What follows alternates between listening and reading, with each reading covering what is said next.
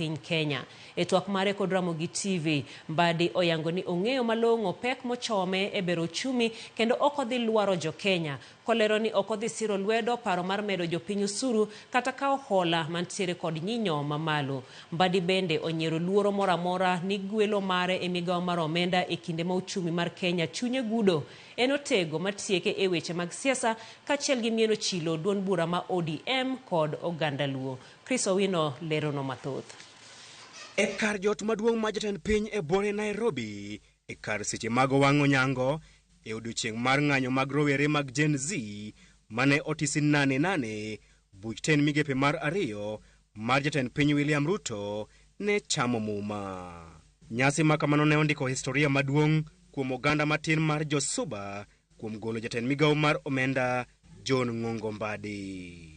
I will well and truly serve the people and the Republic of Kenya. E twak mare kod Ramogi TV kuom thuolo mokwongo, nyaka ne gwele ka jatend migawo mar omenda John Mbadi ne odwoko erokamano e jatend piny William Ruto kuom keto yie mare kuome matelo ne dero maduong' ma pacho kae.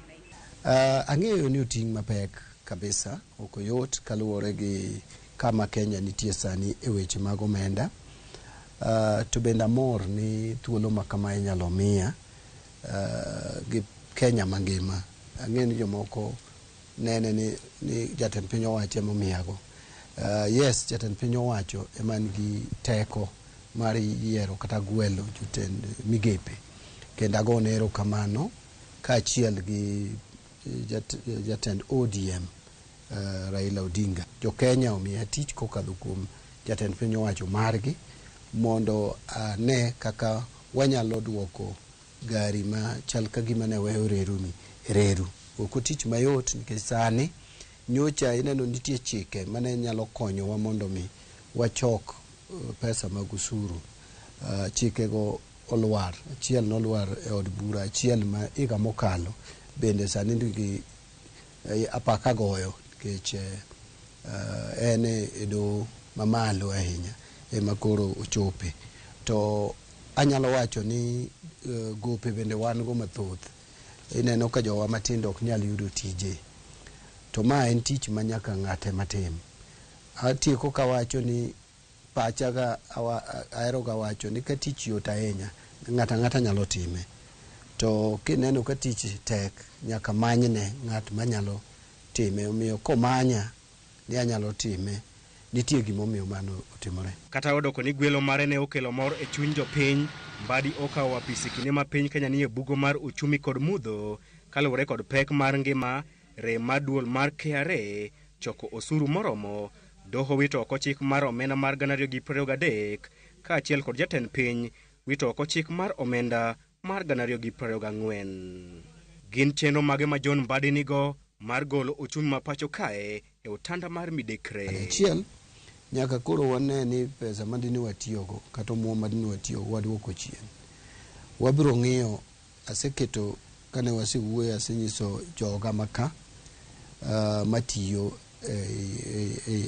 treasury, national treasury ka ni nyaka koro wachak wakawo budget manyocha wakadho cha mondo wang'iye e yo matut, wakole wane kuon moko ma pesa nyalo bedo ni ne dhi tiyo yo moko chiko oriere mondo wagol oko to mondo waduok budget chien nikech pesa mwadhi choko biro bedo matin.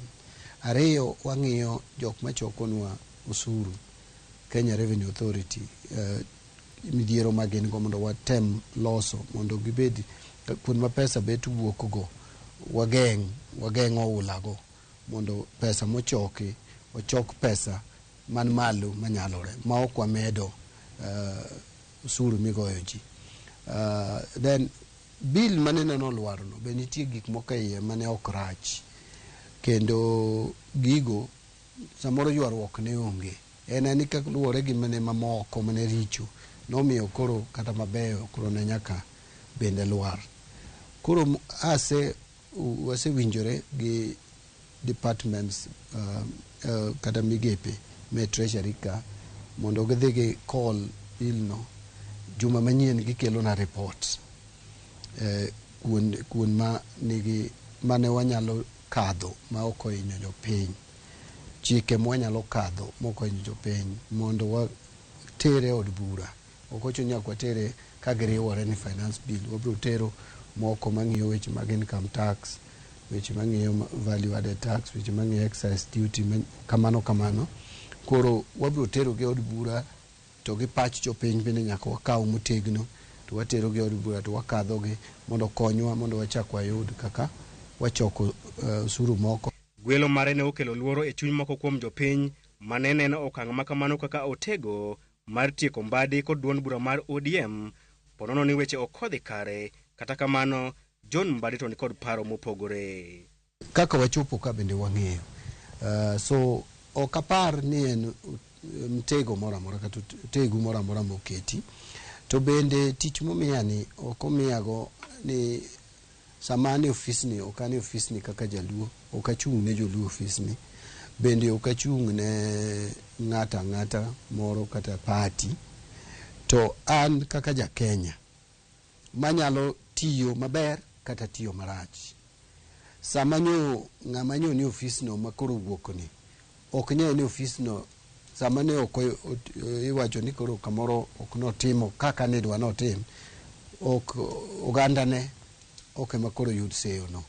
So an kabiro ka, abiro na ng'eyo ni omiya tich kaka ja Kenya man gi lony kendo mineno ni kamoro nigi yore ma onyalo tiyo golowa kama wantie kosudo mbe. Wich bar machielo mar piny owacho mar Kenya Kwanza ma osetamo lakteche magi mag uchumi thiedho en gope makor gi lach mag piny Kenya. Ere chenro ma John Mbadi nigo ewi kawo hola? Olo gope achiel wabro ng'iyo ni to gope gi ere kaka wanyalo keto gi magope man malo manengo gi malo waduoko piny to manengo gi piny waketo malo. Mondo kora ka kuwi ni malo to pesa michulo kaka pesa magope go nyuolo ne piny moloyo kaka sani. So mana achiel. Ariyo, ok ochuno ni nyaka imed usuru ma ng'ato golo eka mondo ichok pesa mang'eny. Kidwaro tax policy maber kata yore mag choko usuru maber en kama ji mang'eny golo choko usuru to gichoke matin. Iluongo ni matin mapong'o ndong'. Riwruok e teko. So nyaka wang'e ni wa jo Kenya wariwore. Wan ji milion sani gi 50 gi wiye to ji milion 6-7 ema chulo usuru. So nyaka wamany yo moro ma kun nitie ji mang'eny man gi udi mayudo rent to ok chulo usuru. Wadwa ni gigi watieki walor mondo ng'ato ichamo mari to sirikal be yudo mare matin. To ok waket usuru mamalo. Ok an ng'at mo believe no ningo waket usuru mamalo. In fact, tax policy marwa as a country and kanye kuma adwa sude Kenya en nyaka waduok rates mag usuru piny. In the next 2-3 years dwarore ni corporation tax oae 30% uduoge 25%. Wadwa ni VAT oae 16% uduoge 14% kata 12% kanyalo. Chris Owino, Ramogi TV, Nairobi. Piny owacho